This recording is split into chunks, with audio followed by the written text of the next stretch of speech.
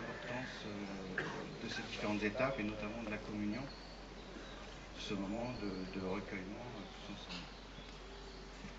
D'accord, et lorsque nous avons préparé cette intervention ce matin, vous avez évoqué la façon dont vous avez accompagné votre enfant dans son parcours vers la première communion, mais également, du coup, comment ça vous a mis vous aussi en cheminement, et un cheminement qui vous est propre, que vous avez suivi non seulement dans les matières d'initiation, mais aussi votre propre compte, je dirais. Ouais, c'est vrai que je me sentais un petit peu démuni pour l'accompagner, le catéchisme était assez loin, donc j'étais au courant des différentes propositions de la paroisse pour les adultes, notamment le parcours ressources.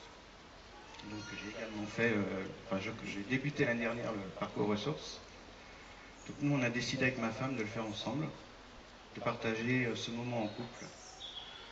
Donc le parcours ressources rapidement, donc c'est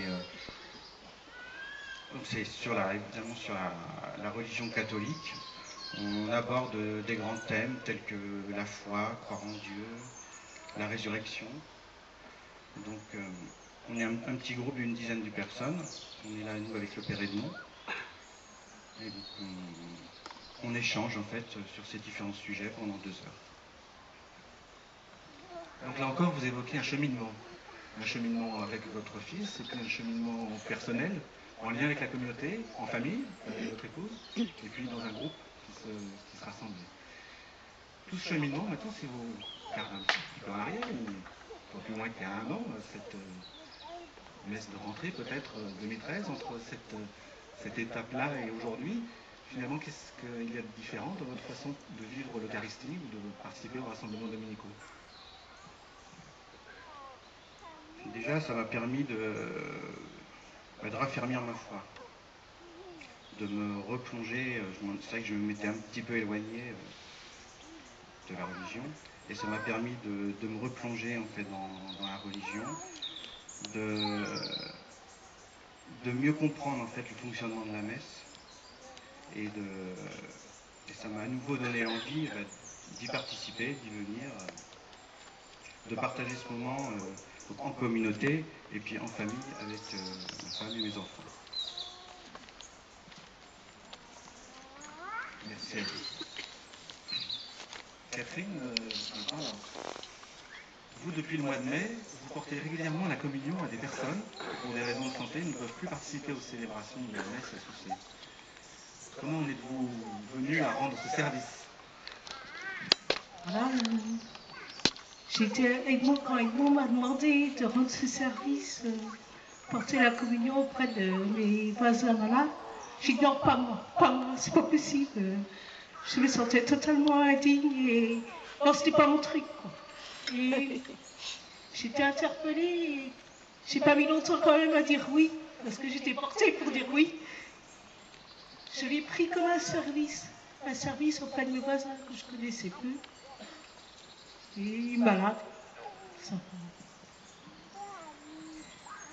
Alors en pensant à ce service, moi, en y réfléchissant, j'avais envie de l'inscrire dans la célébration eucharistique que l'on vit lorsque des laïcs sont amenés à porter la communion aux fidèles présents dans le bâtiment église.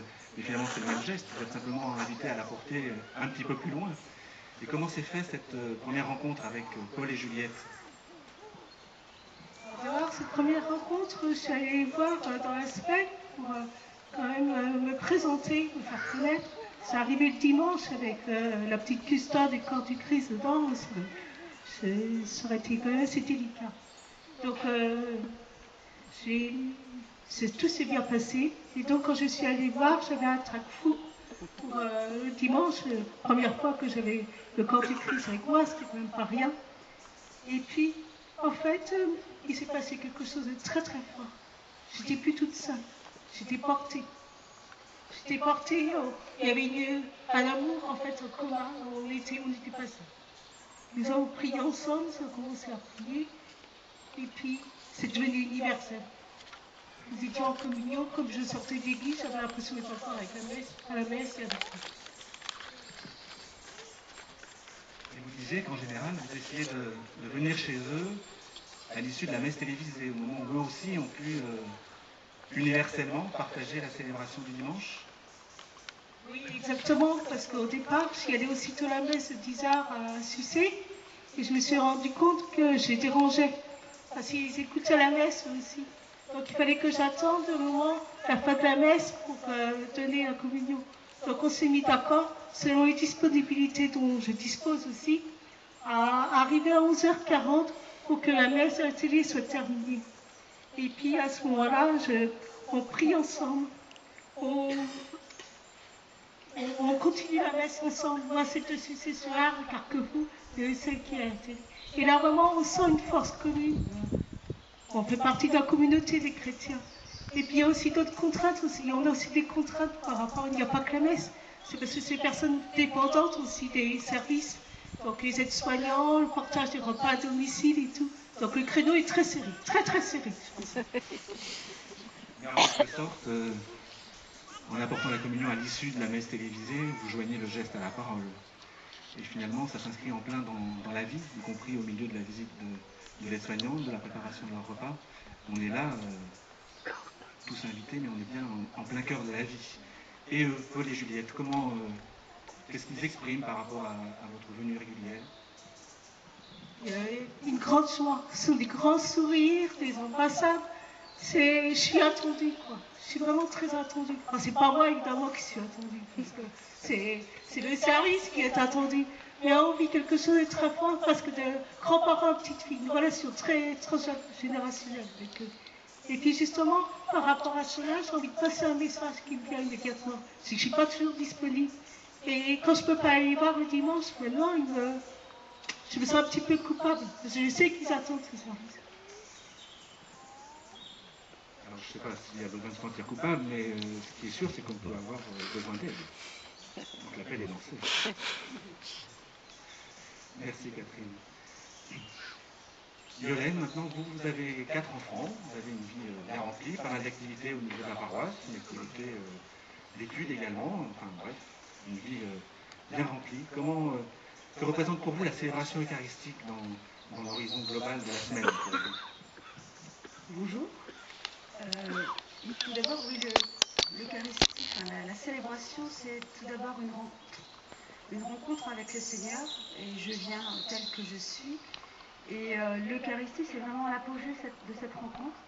Tout au long de la messe, tout au long de la célébration, à travers les textes, les prières, le Seigneur, petit à petit, vient à moi, me fait, me fait ouvrir mon cœur, me fait penser aux choses de la semaine, lui apporter tout ce que j'ai sur le cœur, tous mes soucis. Et vraiment, l'Eucharistie, c'est l'apogée. Il se donne à moi tel que je suis, avec mes défauts, avec mes soucis. Et c'est vraiment le summum de la célébration, mais cette rencontre ne pourrait pas avoir lieu s'il n'y avait pas tout le début de la célébration, avec toute cette préparation. C'est-à-dire que vous vivez pleinement différents temps sur la célébration? Vous voulez dire quelque chose sur cette progression au cœur de la célébration? Oui, quand j'arrive à la messe, je suis un peu comme tout le monde, j'ai des petits soucis, des fois des disputes en famille. J'arrive souvent le cœur avec bien lourd, des fois avec ma grosse valise. Et cette valise, en général, je laisse à l'entrée de l'église. Bon, des fois, il en reste un petit peu. Mais c'est vraiment ça, comment je le ressens en fait. Et au fur et à mesure de la célébration, c'est vraiment tout ça qui disparaît en fait. Vraiment, je ressors le cœur léger. Le Christ prend mes soucis, il prend toutes mes charges et à la place, il me donne vraiment de la force et une énergie pour pouvoir vraiment continuer sur toute la semaine qui va venir et repartir avec vraiment une énergie. C'est un petit peu une dope, quoi. Je repars avec 100% d'énergie et les problèmes, vraiment, je ressors, les problèmes, je les vois totalement différents. Ça ne veut pas dire qu'ils sont plus là. Mais j'ai vraiment le cœur léger et je peux avancer. Mais du coup, quelle traduction concrète ça prend pour vous au cours de la semaine, jusqu'à ce que la valise se recharge pour venir la déposer le dimanche suivant? Alors, effectivement, dans la semaine, déjà, c'est vrai que ça me donne une force pour...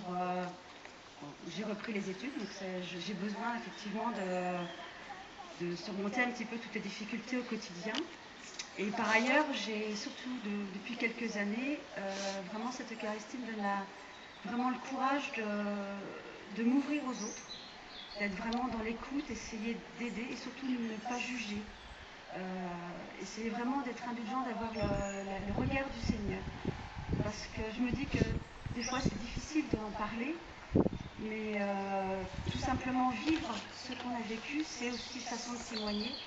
Et je pense que cette célébration et cette Eucharistie n'aurait pas de sens si vraiment je ne savais pas d'en vivre tout au long de la semaine. Et après, bon, dans ma famille, surtout dans ma famille au quotidien, c'est vraiment une pilule pour apprendre à pardonner, parce que on ne peut pas aller à la célébration si on a de la rancœur envers quelqu'un, alors c'est souvent les disputes familiales. Mais c'est pareil, quand je ressors de la messe, en fait, j'ai qu'une envie, c'est de dire on oublie, c'est pardonner, quoi. Donc l'Eucharistie, c'est vraiment la vie. Merci à vous quatre. Peut-être, juste avant de conclure, vous auriez envie, les uns et les autres, là encore, pour placer l'Eucharistie sous le signe de la rencontre et du partage, de dire en un mot, en une phrase, quelque chose que vous venez de retenir de cet échange, de ce que les autres ont dit ce matin. Envie de dire ou pas obligé. Alors moi, ce que je peux dire, c'est qu'en fait, j'ai tellement reçu tout au long de mon cheminement et de mon parcours qu'aujourd'hui, je ressens ce besoin en fait de donner, de rendre. Alors à une toute petite échelle, pour l'instant, je viens de m'investir dans l'équipe de liturgie des petits, donc sauf aujourd'hui où je ne peux pas les accompagner, mais voilà, c'est pour l'instant une toute petite chose, j'ai envie d'en faire beaucoup d'autres, mais voilà, j'ai envie d'essayer de rendre tout ce que j'ai pu recevoir et tout ce qu'on m'a donné, et ça va pas être facile. Moi, ce que j'ai retenu de nos 4 témoignages, c'est qu'en fait, Dieu, il s'adresse à nous de façon diverse. Il nous propose de le suivre. Alors, on accepte ou on n'accepte pas. On est libre. Et donc, ça a été par des rencontres qui t'ont amené au baptême. Catherine, ça a été le Père Edmond qui t'a demandé d'apporter la communion. Yolène, c'était, je pense, toute la communauté en fait des chrétiens qui est avec toi. Et puis moi, c'était, je pense, que c'était principalement mes enfants qui m'ont amené à faire ces démarches. J'ai envie de dire que selon ce qu'on a parlé, dont on a parlé, on est porté par, on est en communion, on est dans une église universelle, et que ça, c'est une sacrée force qui nous porte. On n'est jamais seul. Et puis pour rebondir à ce que disent les autres, et aussi Catherine, on est en communion, mais on est aussi en communauté.